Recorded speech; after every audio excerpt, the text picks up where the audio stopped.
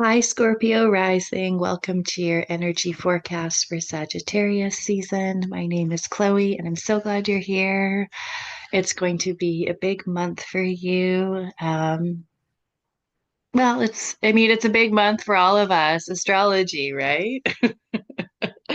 Um, yeah, but for you in particular, there's a lot of invitations coming up. It's not always going to be easy, but there's a lot of opportunity for growth and expansion. So that's, what we're gonna focus on. Um, Before we get into the cards, and I will be working with the Witch's Wisdom Tarot today. So this is a beautiful, like earth magic, sort of like witchy very like elementally focused deck. So I've got a few cards pulled for you. I do want to let you know about two offerings that I'm promoting real quick. I have my year ahead forecast, which is the Wheel of Fortune. This is an incredibly comprehensive, deluxe, completely customized private year ahead forecast. It's based on your astrology. We'll dive into all 12 sun seasons, and we will also look at the 13 moons of the year. So I'll be able to guide and support you, let you know the energy that's coming in, how you can work with that, how you can manifest, and of course, the energy that is leaving, how we can release, how we can heal, making space for what's next, right? Um, the Wheel of Fortune reading is also great as a gift if you feel called to gift this to a family member or friend, a colleague. Definitely let me know. I have gift cards available now, and readings make the best experiential gifts. Who wouldn't want something like this, right? Um, this offering is also quite unique because it is astrologically focused, and I'll pull some tarot cards as well to support and ground the messages in. But that I have found in the marketplace is fairly unique for a year ahead offering to have it astrology focused. So I am happy to offer that to you at this point. There's a link below if you want to book or send me a message. And the other offering I'm promoting is I'll be hosting a dark moon circle. The dark garden is happening again. We'll be garden. We will be gardening. We will be gathering on the 28th of November if you're available. If not, there'll be a recording of the transmission. We'll be working with the goddess Lilith, her myth, her role in astrology as well, our own personal Black Moon Lilith placements. We'll have our goddess energy. We will have our elemental support. It's a very discerning, very private space. So I would love to have you. Intention wise, it's on a Scorpio dark moon. So that really fits again with still like releasing.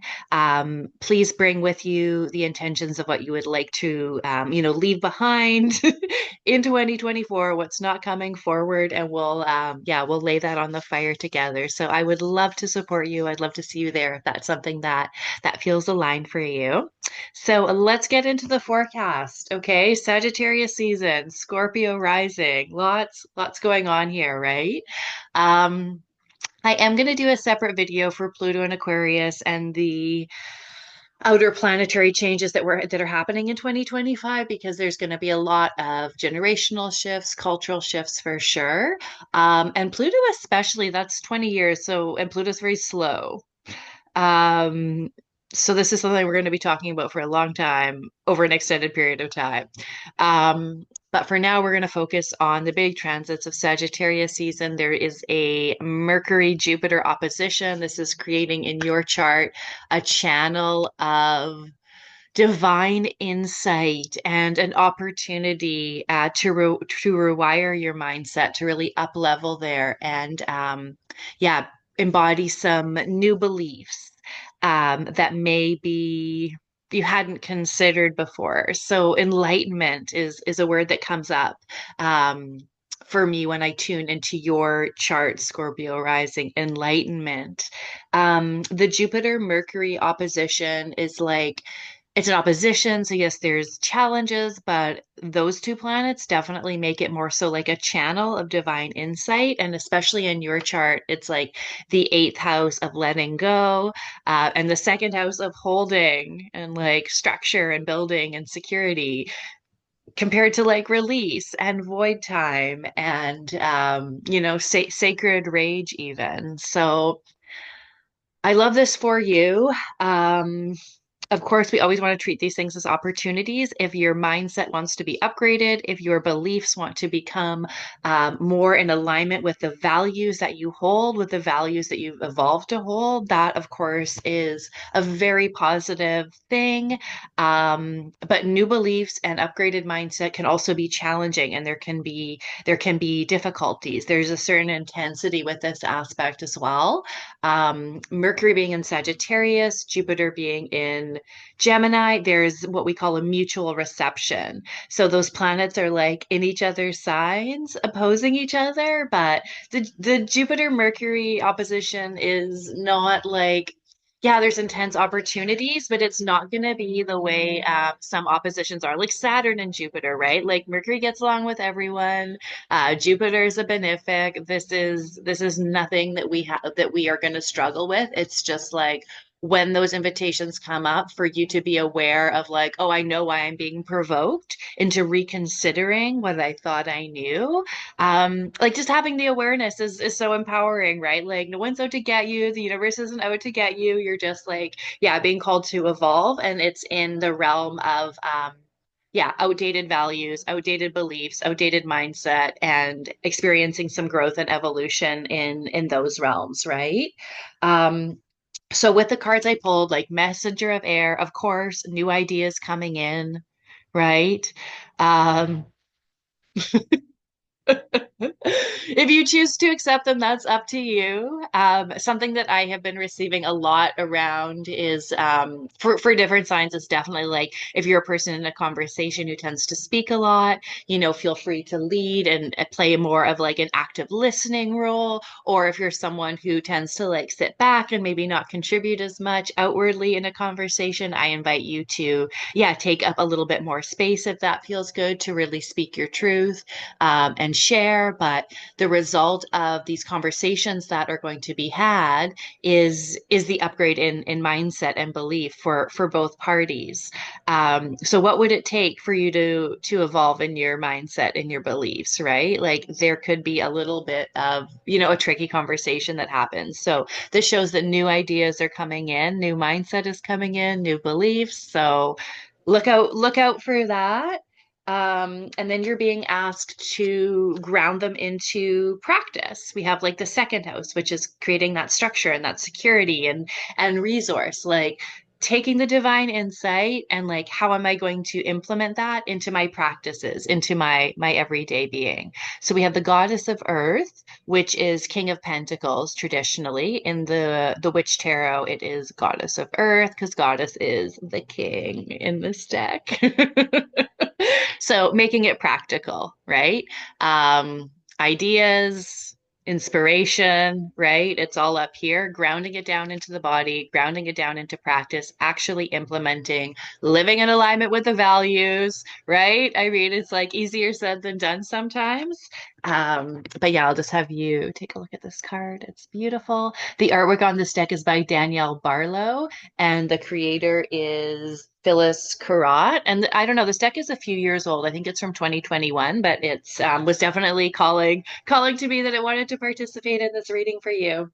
Okay, and then I also have the Three of Air, which is the Three of Swords. So, they're moving on from the turmoil. You can see in this card there's some sort of like natural disaster, Mother Nature fighting back, speaking her truth. We can see what's happening here, and they're moving on. They're leaving behind something that no longer serves them as per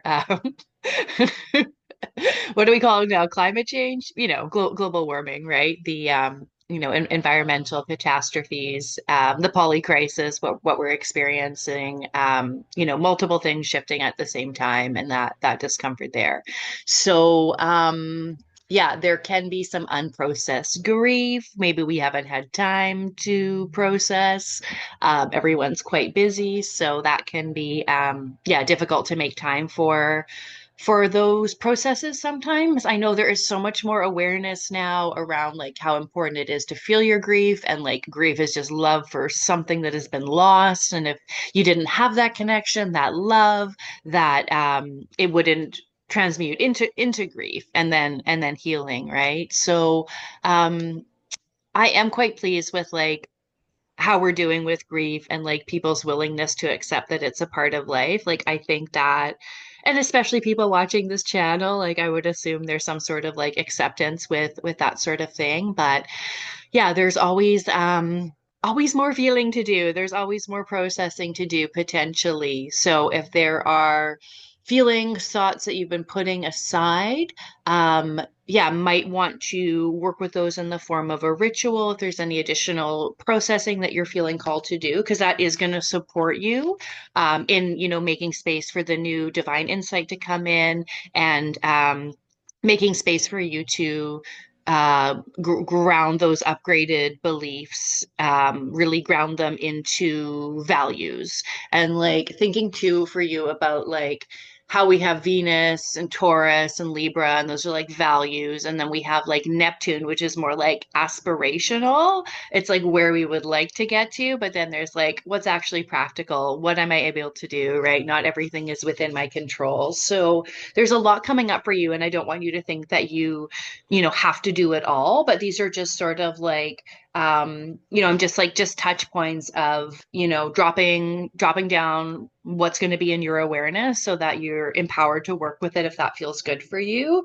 But it is a very exciting time of expansion and growth, and that's like so Jupiterian and so Sagittarian.